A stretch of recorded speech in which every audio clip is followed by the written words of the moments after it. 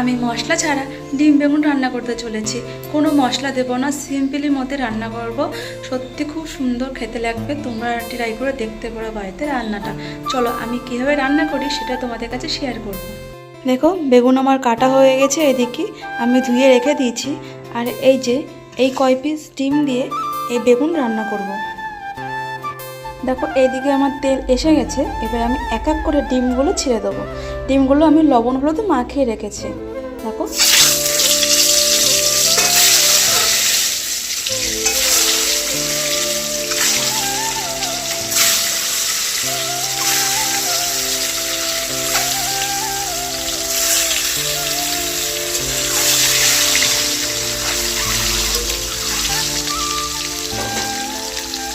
আমার ডিমগুলো ভাজা হয়ে গেছে।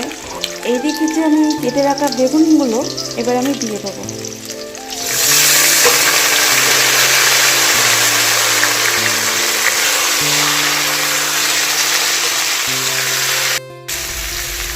এবার আমি এর উপরে লবণ হলুদ দিয়ে দেবো,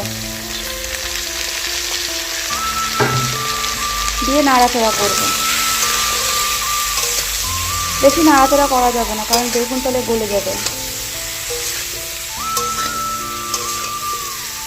জল দিয়ে দেবো।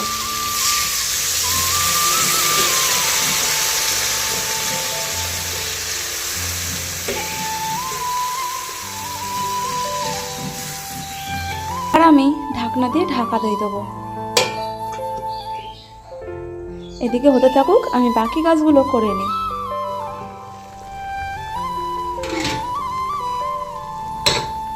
এবার আমি থেতো করা লঙ্কাগুলো দিয়ে দেবো। তোমরা যদি ঝাল কম খাও অল্প করে ঝাল দিতে পারো। আমরা একটু ঝাল বেশি খাই, সেজন্য একটু ঝাল দিয়েছি বেশি করে।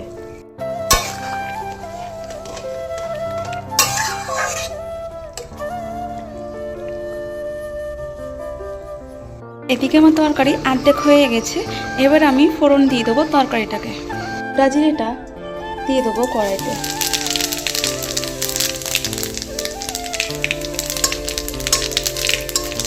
এই জিরাটাকে আমি ভেজে তুলে রাখবো একটা পাত্রে।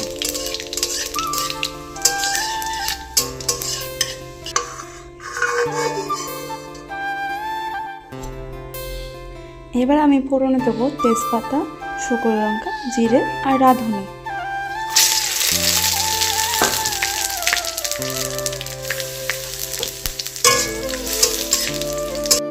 এগুলো লাল লাল হয়ে গেছে।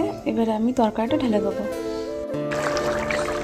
এবার আমি যে ভাজা জিরেটা তুলে রেখেছিলাম সেটা আমি এর উপরে দিয়ে দেবো।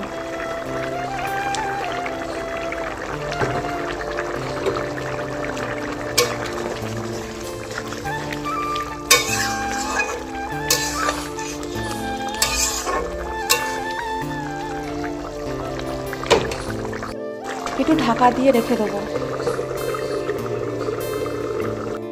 দেখো আমার এদিকে তরকারি হয়ে গেছে।